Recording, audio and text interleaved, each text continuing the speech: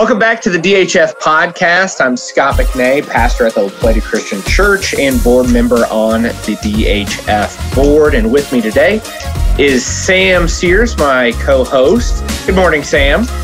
Hey, good morning, Scott. Nice to see you out of the wood shop like you were last time. Absolutely. I am Sam Sears. I'm a board member at DHF. I am also the pastor at the Fountain Christian Church way out here in California. And today we have BJ Leonard with us and his wife, Mary. And we're going to let them introduce themselves.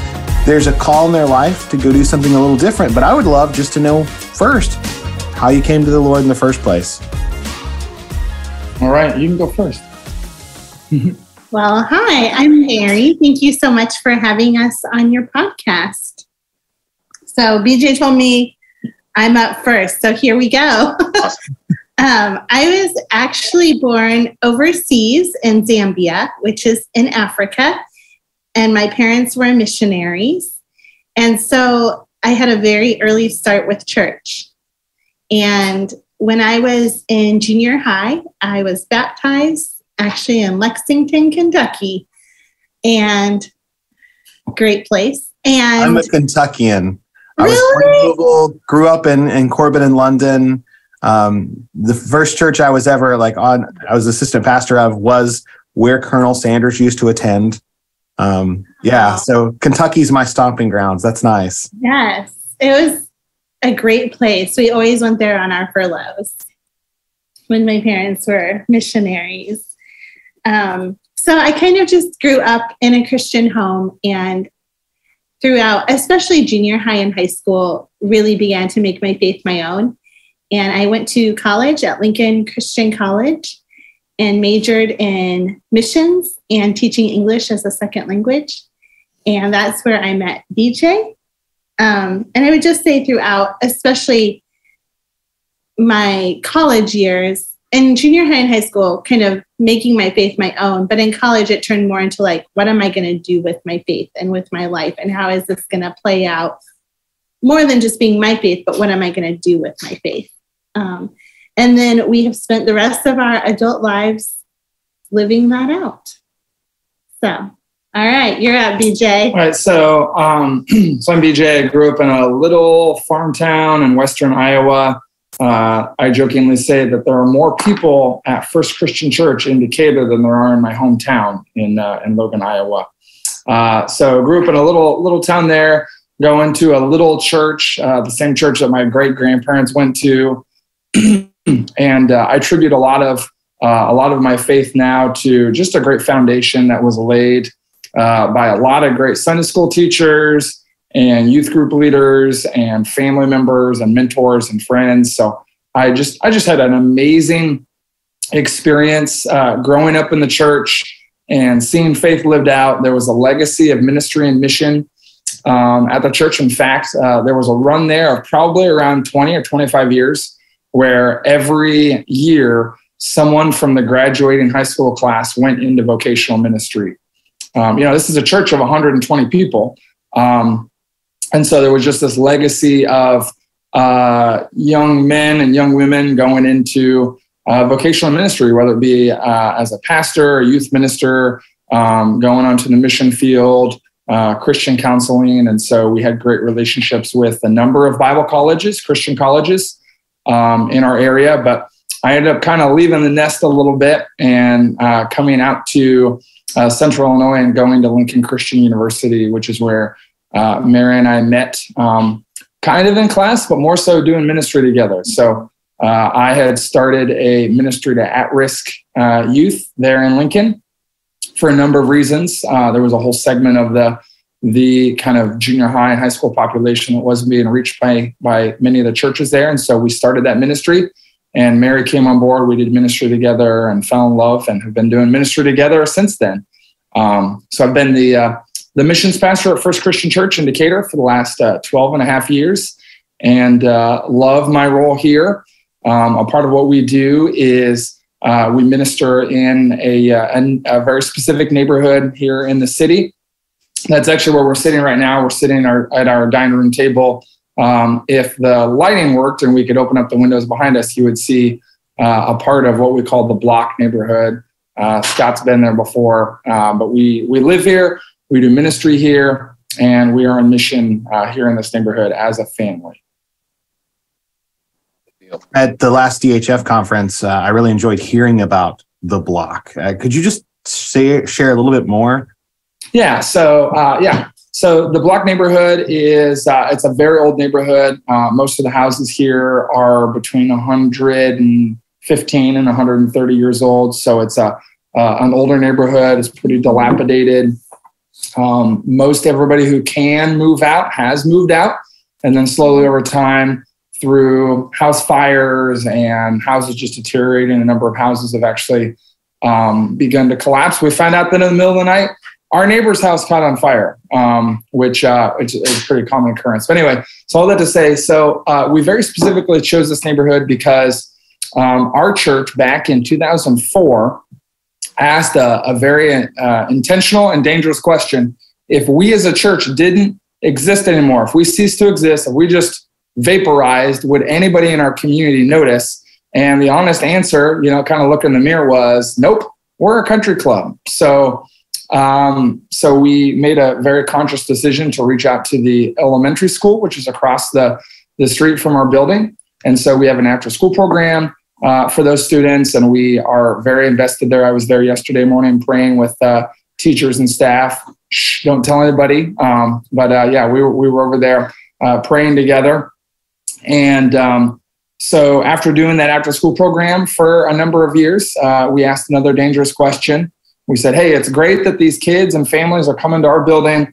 What would it look like for us to go to the neighborhood where they live? And so we kind of charted out addresses and learned that quite a few of our students from our after school program, as well as just a lot of students from the elementary school in general, live in this neighborhood. And so we dove in, and the church began doing ministry here, meeting neighbors, building friendships. And then we took the plunge and moved into the Block. And so we've lived here for the last 6.5 years in the Block house, which means that we have relationships with our neighbors that very much goes outside of kind of 9 to 5 programmatic ministry. It's a lot of talking to people on the front porch and building connections and relationships. And I do a lot of, weddings and funerals for families here in the neighborhood.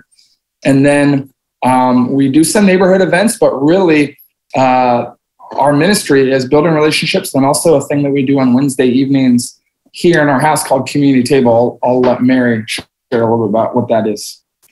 All right.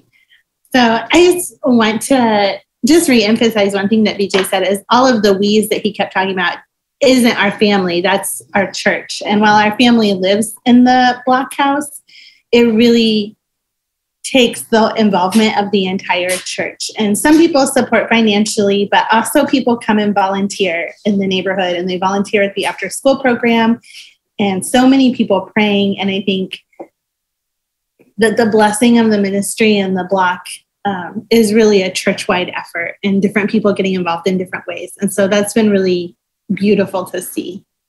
But on Wednesday evenings, we have Community Table, and it functions somewhat like a small group. And we have friends in our neighborhood, and they come over, and friends from the wider community who maybe can't or don't go to church for various reasons. They gather, and we have a meal together, and there are a ton of children. And so we contribute 5 of those children. We do. Yeah, there's a lot of children, including our children. There's a ton. So it's really loud and really messy and just a lot of fun. We eat together, and then the kids go outside and play, and the adults gather around the table and just open up the Bible, and we read and we discuss and we talk about what it teaches us about God and what it teaches us about our own lives and our relationships with others and how we can apply it. And we pray for each other. We ask for requests. And I think one of my favorite things about Community Table is that outside of the walls of the church, people know that they're broken. And so they come and they ask these incredible questions at Community Table that people would probably be scared to ask maybe in a church setting. and they ask for prayers for things that they're truly struggling with. And it's just such an honor to hear those and to be able to pray with people and to be able to invest in their lives. And amazing to see the people around the table invest in each other. We have some people who are more grandparent age, and we have some younger people that are teenagers. And just the way that they speak into each other's lives is wonderful. So that is Community Table. And it's always a disaster every Wednesday. Our house is a disaster afterwards, but it is 100% worth it. Yeah, that's awesome. So then what is, would you describe it as a new calling or just a shift in direction in ministry, or what would you call, and then what is this new phase on the horizon?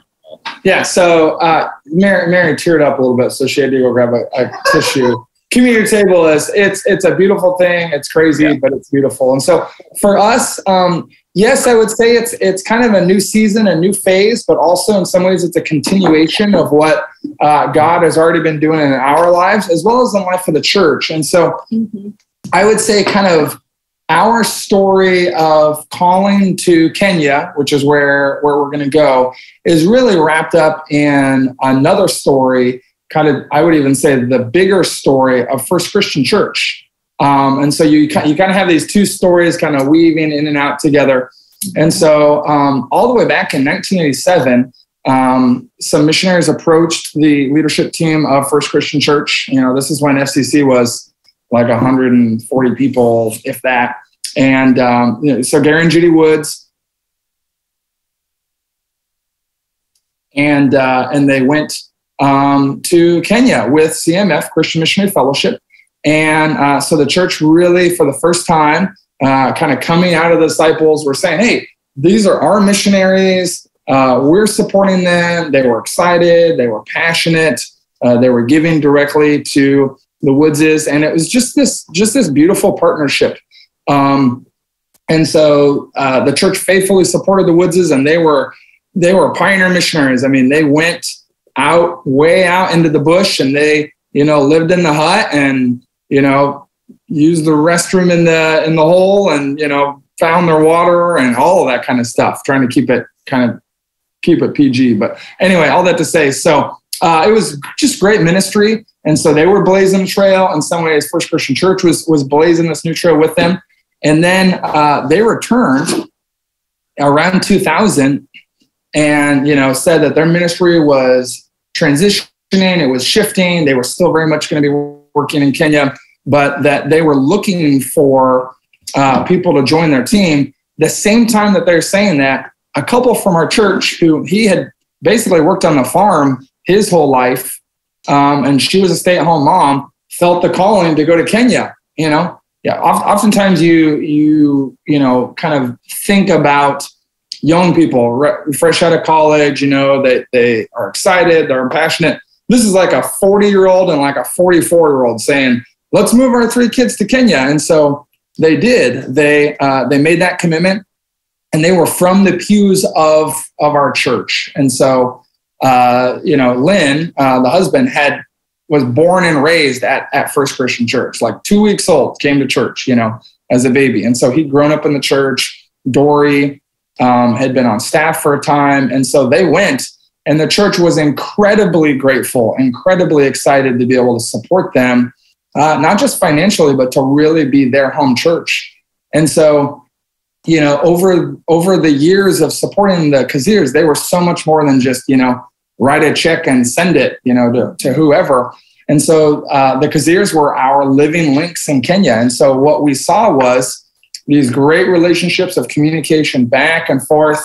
The Kazirs were being supported, but at the same time, the church was being transformed. Our partnership as a church in Kenya was a catalyst for our church to give more, to grow more, to get more and more excited. And so within a couple of years of Lynn and Dory going to the field, we came on staff, and the church began to send mission teams to go to Kenya, which I know, the first team wasn't until September of 2010. It was a like a 16, 17-year dream of, Pastor Wayne Kent to see our church send people boots on the ground there in Kenya.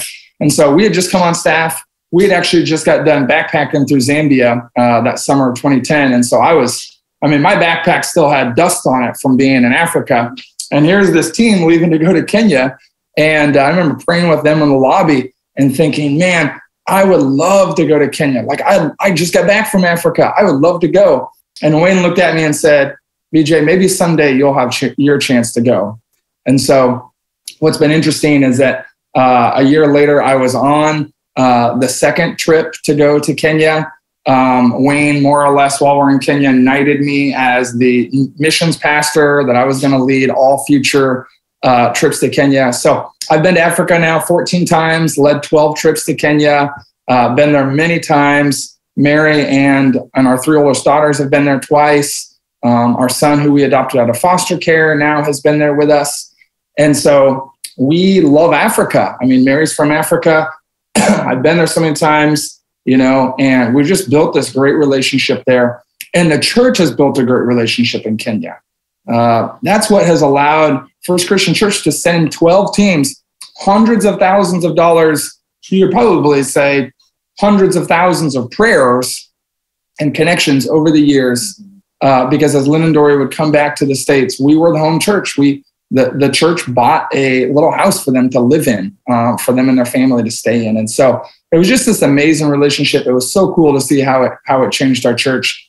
And then very tragically, Lynn and Dory came back about a year ago. They were here on furlough. Lynn needed to have a pretty minor heart procedure. And Mary and I actually met with Lynn and Dory. It would have been about a year ago today. Yeah, right at the end of November, right there around Thanksgiving. We met with them because we were praying and wondering if maybe God was calling us to Africa at some point. We thought that maybe we would go, and our first term, would be maybe sometime in 2025, 2026 or later, that our first term would overlap with their last term, that they would help establish us in Kenya. Or maybe it wouldn't even be Kenya. Maybe we would go to Tanzania or Ethiopia or Uganda, somewhere else.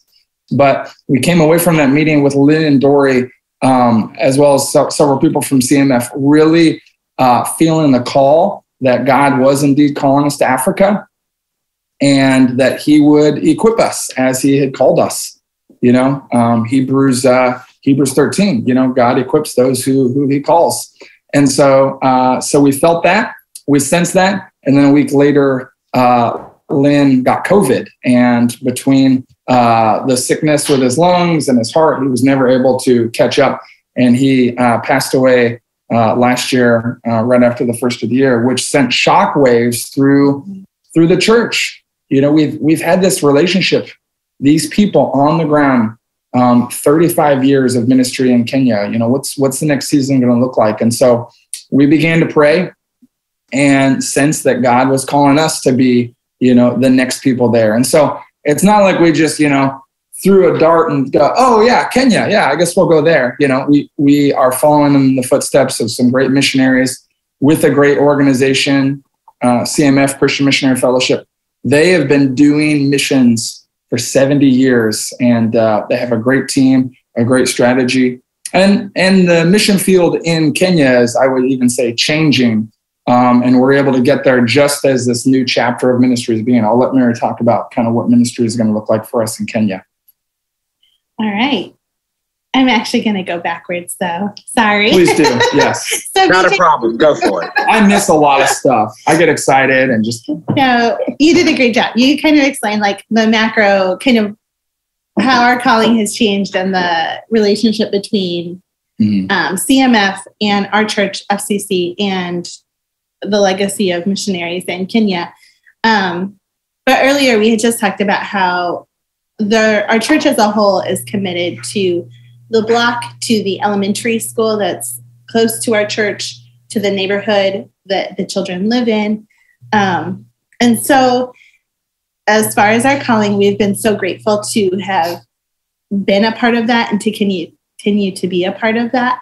And after we leave, I think one of the best things is that none of it was built around us. And so these things will continue. And the house that the church rehabbed here in the block that we're sitting in right now, it's still going to be here. And the church is going to move another person or a couple of college guys or a family. We don't know what that's going to look like yet, but someone else is going to live here. And with BJ leaving, they're splitting up his job into several different things, several different positions.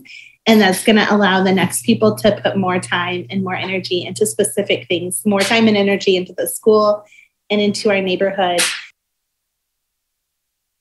So we're really excited because I think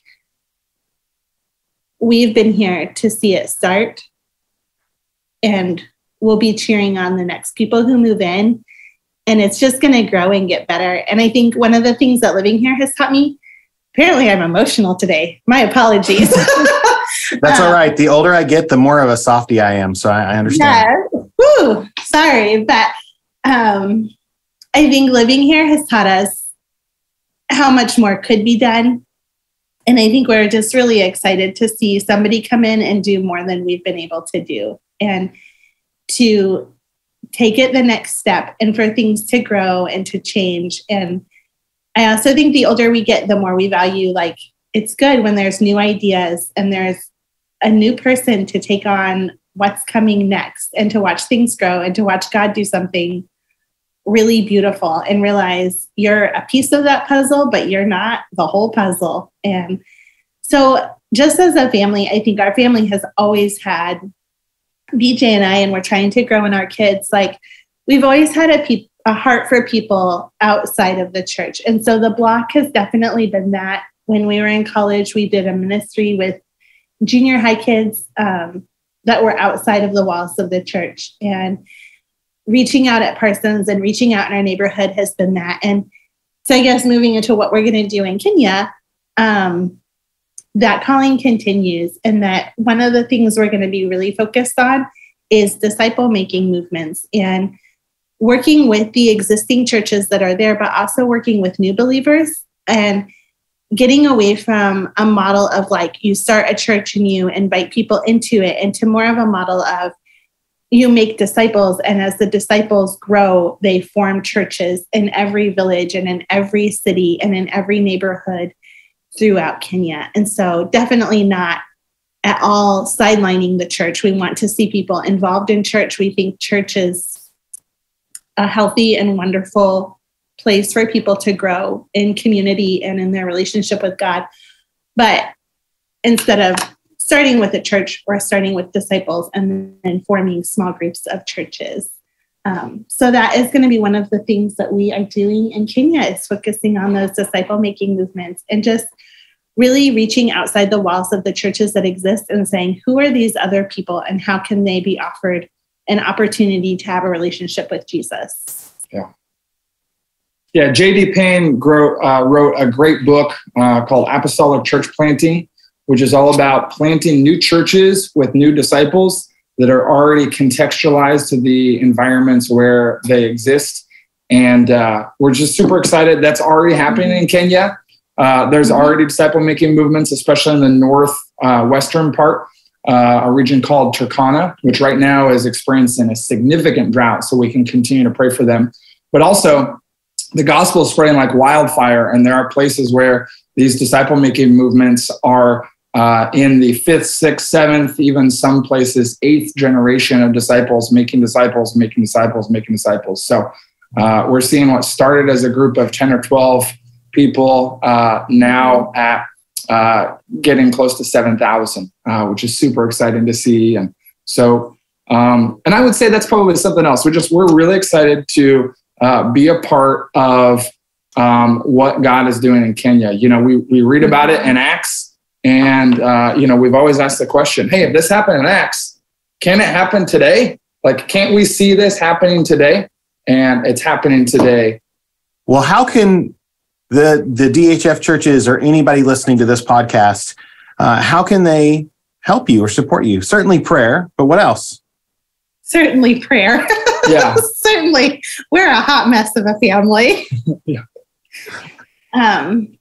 We have specifically, I hope it's okay to share this on a podcast. Specifically, earlier BJ mentioned that we have 5 kids, and then we talked about taking 3 kids to Kenya and then 4 kids to Kenya. So if you're any sort of a math person, you've realized that doesn't add up to 5. So we are fostering a little girl, and we would love to see her to permanency before we leave. And it's a very complicated situation. And so just prayers for all of that. And then another way we would love for people to support us is to come and visit. I think one of the really special things, we can't have visitors our very first year on the field. But one of the reasons I think that First Christian Church has had such a strong relationship with what is happening in Kenya is that people have come and they have built relationships with the people in Kenya that they have met, and they have stayed in. And it's one thing to send money on a monthly basis, but it's a whole different level of giving and joy. I think when you know who's on the other end and you see the people and you hear their stories, and you don't just hear them secondhand from a missionary, but you can say like, oh, I was at that medical clinic when we met this man, or I was at that service when this family came and they asked for prayer and a miracle happened. And so we would love to have anybody come and visit, come and serve. We are looking at hosting less big teams and hosting more smaller teams and or families. So as a family with lots of kids and a family that missions and families being on mission is important. If anybody is listening and you have small children and you think, we love Jesus and we want to make a difference, but our kids are a disaster, bring them to Africa and come visit us and explore what it would look like for your family to be on mission together. I think we could help you and your family do a family mission trip that is family paced, but also is really life-changing. So come and visit us. Yeah, so we are looking for partnerships, whether it be individuals or churches. I know that for the churches that have been able to connect with missionaries in the same way that First Christian Church has been connected with the Woodses, and then later the Sears, and now for us, it really is life-changing and life-giving for that congregation. It is not just a one-way relationship. The blessing goes both ways, and you'll be amazed how your church will come alive and grow as you engage in God's kingdom economy of when we give, we receive. When we bless others, we're blessed. And so if an individual or a church is interested in partnering with us, you can go to the CMF website. So you can go to www.cmfi.org.